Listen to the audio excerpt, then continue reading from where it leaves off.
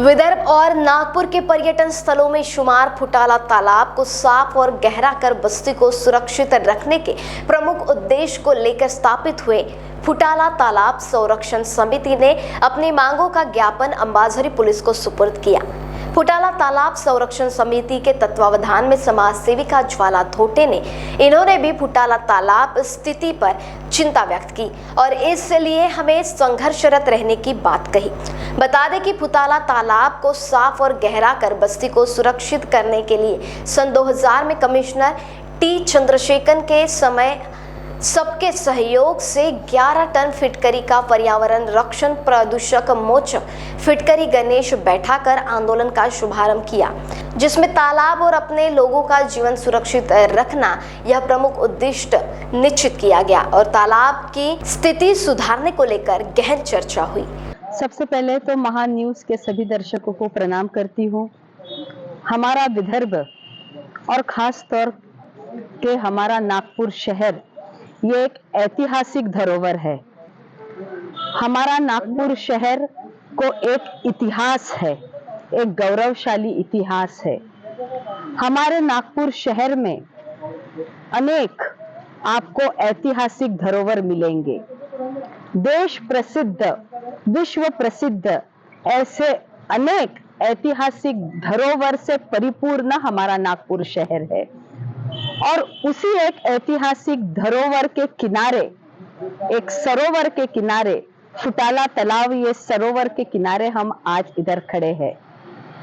अनेक लोगों को, सैकड़ों लोगों को, हजारों लाखों लोगों को जीवन दान देने वाला फुटाला तालाब आज खुद जिंदगी और मौत की लड़ाई लड़ रहा है।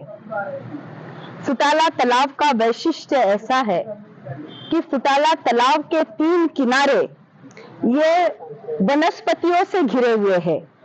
इन वनस्पतियों को छूकर आने वाला पानी इस फुटाला तालाब में है। एक जमाने में फुटाला तालाब का पानी ये गंगा जल जैसा पवित्र था, गंगा जल जैसा औषधि था, संजीवनी बूटी कहलाता था। मगर उसी फुटाला तालाब का आज पानी ये एक विष भरा पानी हो गया है। हजारों मछलियां, मछली जल की रानी है, जीवन इसका पानी है। जल की रानी, हम जल को जीवन कहते हैं और उसी जल जीवन की रानी मछली, आज हजारों मछलियों का मृत शरीर यहाँ पे पड़ा हुआ है। हजारों मच्छियां मरी पड़ी हुई है। ये मच्छियां किस कारण मरी, अभी तक शासन और प्रशासन ने इसकी दखल ली नहीं है।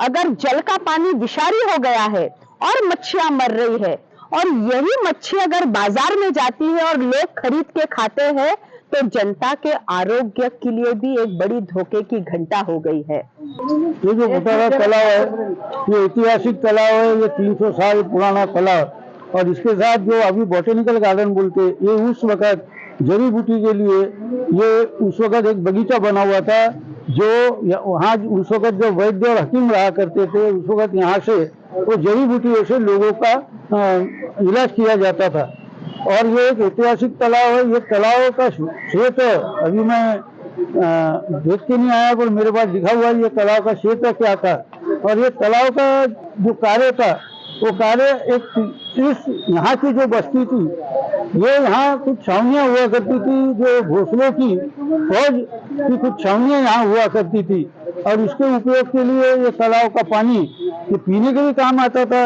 और अपने सार्वजनिक जीवन के लिए भी काम आता था। जो यहाँ गार्डन था उसको भी उसका पानी उस वक्त वापस किया जाता था। पर अभी जो देखा जा रहा है कि रास्ते के नाम पे और बाकी नाम पे इसका क्षेत्र कम होते जा रहा है। ये हमारे नागपुर का ऐसा तालाब है जिसका नाम सिर्फ नागपुर नहीं, विदर्भ नहीं, महाराष्ट्र नहीं, पर एक ऐतिहासिक नाम इस तालाब का है।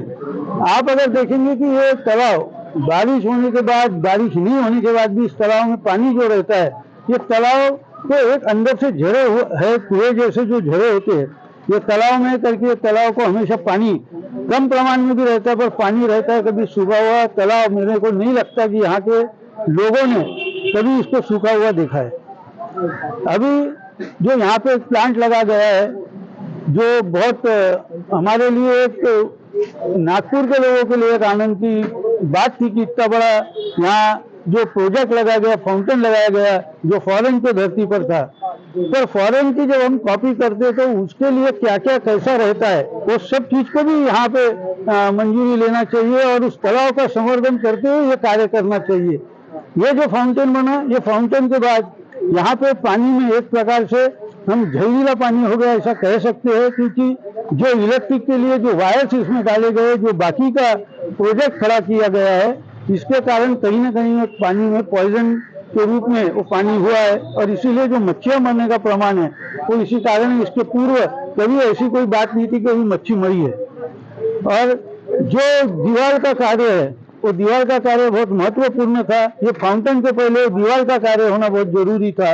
वो कार्य इसलिए जरूरी है कि ये यहाँ के नागरिकों के जान माल के लिए ये बहुत महत्वपूर्ण है। अगर वो दीवार टूटेगी तो सिर्फ ये फाउंटेन शुरू होने के बाद देखने वालों की नहीं, ये फाउंटेन शुरू होने की राह, जब वो दीवार टूटने पे आएंगे तो फाउंटेन शुरू होने की राह नहीं देखेगी, वो टूटेगी तो ये बस्ती में पानी जाएगा और यहाँ से सब नागरिकों के जान माल की बहुत बड़ा खतरा हो सकता है, नुकसान हो सकती है।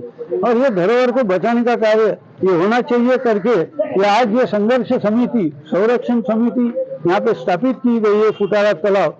और ये समिति के साथ ने हमें बुलाया, हमारे विदर्भ कन्या ज्वालाताई ने हमको बुलाया। हम इसके लिए यहाँ आए कि एक घोषणाकालीन धरोहर है और मैं उजाड़ने का होने के नाते मेरा भी कर्तव्य होता है कि धरोहर की हिफाजत हो, उपासना हो। और उसके लिए ये संघर्ष समिति के साथ मैं कंधे से कंधा लगा के खड़ा हूँ, ये मैं विश्वास देता हूँ। इसकी याचिका भी हमने कोर्ट में डाली हुई है इस तालाब के संदर्भ में और ये फाउंटेन के संदर्भ में।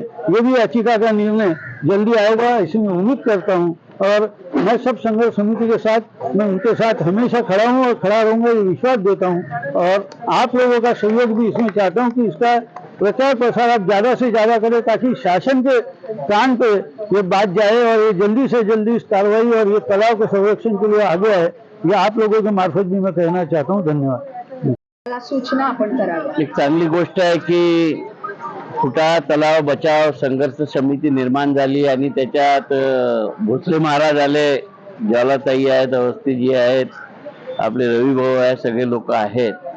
आणि मला वाटते की या नागपूर शहरातील जागरूक नागरिक म्हणजे जनप्रतिनिधी राजकीय पक्ष असले तरी नागरिक किती जागरूक आहे हे या निमित्ताने पाहायला मिळालं आहे। मी आपल्याला सांगतो की फुटाळा तलाव ऐतिहासिक भोसलेकालीन तलाव आहे। नागपूर शहरातील सर्वच तलाव, फुटाळा असेल, सोनेगाव असेल, अंबाझरी असेल, गोरेवाडा असेल, तिकडे लेंडी तलाव आहे, अनेक तलाव आहे, परंतु या तलावांची दुर्दशा आहे।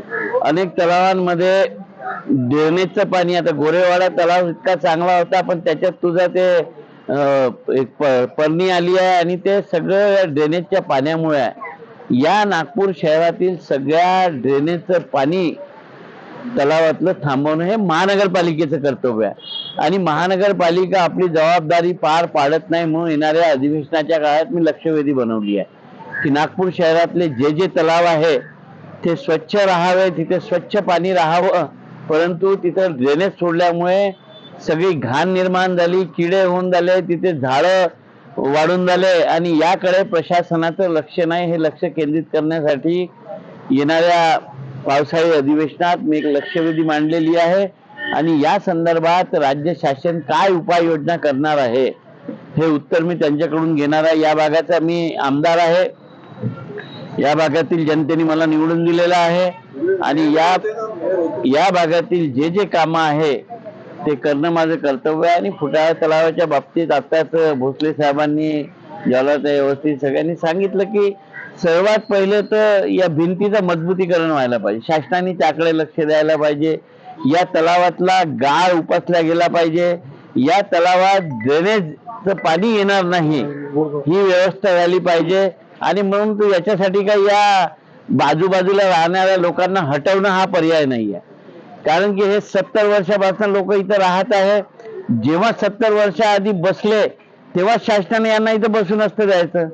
आता त्यांचं आयुष्य इथं गेलं, त्यांनी सगळी जमावलेली पुंजी आपल्या घराला लावली आणि आता यांना म्हणाल की तुम्ही रोड वाइडनिंग साठी किंवा तलावासाठी हटा, तर हे मला वाटते शक्य होणार नाही.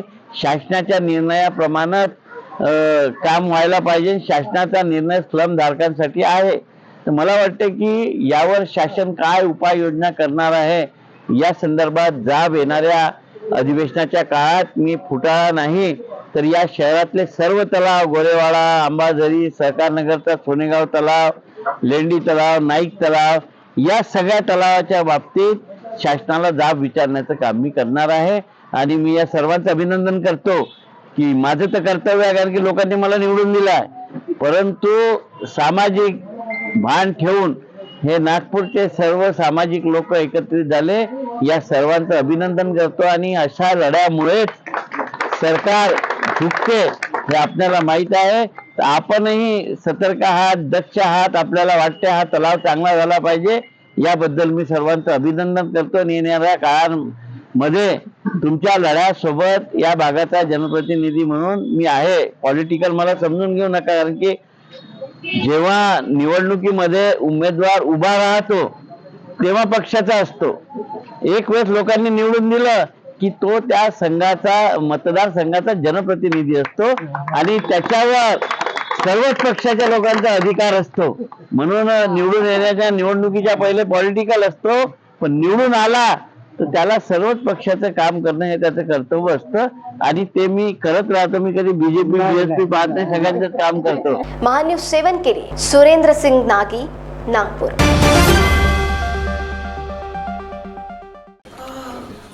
बॉस ने मीटिंग बुलाई। बाहर उठो बैठो। तकलीफ उठने बैठने की नहीं, तकलीफ बवासीर की है। बवासीर, फिशर, भगंदर, पाइलोनियल साइंस का आयुर्वेद तथा आधुनिक लेजर से उपचार। कॉल या विजिट करें www.pilesfistulacure.com। गोलियां खा ली, ऑपरेशन भी करा लिया, फिर भी नहीं मिल रहा है बवासीर, फिशर, भगंदर से आराम? तो आज ही आइए 14 साल से रुकने सेवा में तत्पर Abhyuday piles laser and Ayurveda hospital, Shatabdi Chowk से मनीष नगर रोड, नागपुर।